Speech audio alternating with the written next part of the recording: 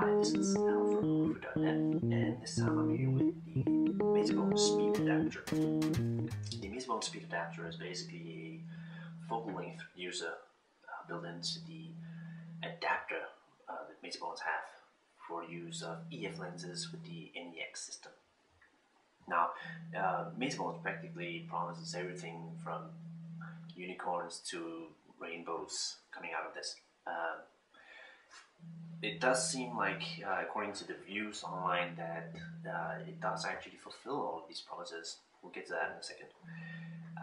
But I'll let you judge at the end of this. So I just got my hands on this not 2 days ago. And I will be using it with my Nex E, trusted Nex E. And I've got a bit of L-class here. I've got the 70-200, f2.8, image stabilization version 2. I have a non-L lens, the good old Canon 40mm STM stepping motor, also a 2.8, and I had the 135mm f2 lens. What is the Speedbooster adapter? Well, it is, like I said, it's a focal length reducer.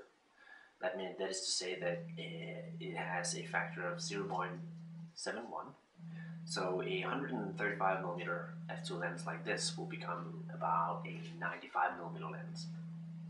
Now with the C sensor in these Nex series, that actually means that, well, you're not quite, but you're very close to coming back up to 135, essentially making it a full-frame sensor. So that in itself is pretty cool. What else? Yeah, you get an extra f-stop worth of light. Wow. Now who wouldn't want that? That's basically what we all want for all our lenses. That also means that, and this goes for all of the lenses here, so this f2 lens actually becomes an f1.4.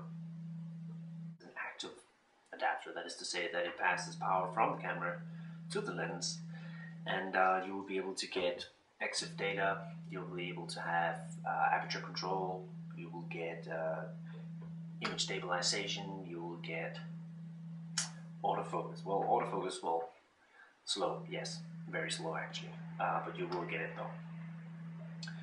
That's not why I bought it, but if that's what you're searching for, what you should really do is actually go to Metabones' website and look at their adaptive version 2 they have for EF lenses. They have a separate version that will do, it's not a focal length reducer, but it will give you the autofocus at a better speed than this. I've only had this for a very few days, so I only had a little bit of time actually shooting with it. I will throw up some sample shots, and I'll try to include some 100% crops so you can have a look at it, see if it's, do the unicorns and the rainbows actually come out. What Metabones have done is they have included the white paper on how this all works, way over my head by the way, but it's freely available for everyone to read on their website. And Philip Bloom apparently was probably one of the first who got his hands on one of these adapters and has done a very extensive test with this, and you should definitely head over and have a look at what he writes about it. His review of it is one of the reasons why I went out and got it. What's the downsides? The downside to this is a $600 price tag. For contrast, this is a photodiox adapter. It's a passive one, so you don't get all the fancy stuff that I was mentioning. There is a iris control, an aperture control here, but it really only gives you vignetting, to be honest. So if you were to use this on any of the lenses here, you would only be getting, you'll be shooting it wide open, and then you would just be using such shutter speed priority to try and control everything, which, to be honest, have been working out just great until now. And yeah, you don't get all the cool stuff, the rainbows and the unicorns, the extra f-stop, image stabilization, all of that with this, but it fulfills a single purpose, and it works really well actually.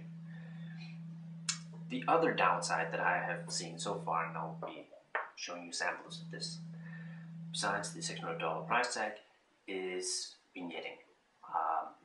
I've with the few shots that I've been doing so far, I can say for sure that vignetting is noticeable, especially at low apertures. But you know, it's to a certain extent that's to be expected, I suppose. But it also shows up at lower apertures, higher aperture numbers. Anyone who owns a lot of L glass already, or EF lenses for that matter, will notice, you know, if you can improve your entire line of glass, getting better image quality, getting faster lenses with just one adapter, then $600 is maybe not that much, especially not if you just bought this. And the fact that you get image stabilization with the 70 to 200 millimeter lens here, image stabilization, that on top of the Magic rig that I reviewed in my previous video, does give some great images. You really got a stable platform now, and yeah, I'll be showing more of this later. But stay tuned, and we'll see if this is something worth the money for you. And now a little something about build quality. Let's start by taking this off. I used to work as a machinist, and I can say for a fact that this is very well done. I mean, it's really top quality. There's no movement at all once you got the lens on. Any sort of weather sealing, the gasket is just really tight. And in fact, I was almost concerned how tight it was when I put the lenses on to begin with. Here you can see the glass element of the Speedbooster adapter. And another thing I noticed, before people come running out and buying this, I don't know, it might be a firmware issue, but I don't know. The 135mm f2L lens, the autofocus actually doesn't work with this one. It's a USM motor in it, just like the 70 to 200, but apparently it doesn't work with this one. What gives? So that's something to be aware of too. Another thing is, if you buy this without really looking into stuff, just got it because this was cheap. STM motors, apparently, if you just use the passive adapter, then you can't actually use the focusing system at all. So good thing I bought this pretty much the same time as I bought the adapter. Now it works. I'm just gonna pop this on, and I'll give you a bit of an idea of, I'm not just full of it. Once it pops on, really tight, you feel it's very secure. Once it's on, it goes click, and you can just feel it's in there. It's really not moving anywhere. Turn this thing on, and as you can, I hope you can see. Now to just prove that this actually works, notice that the lens is at 2.8, and turning it around with the Speedbooster on, and once I eventually will keep this still, bottom left corner, it will say f2, comes out in white. There we go.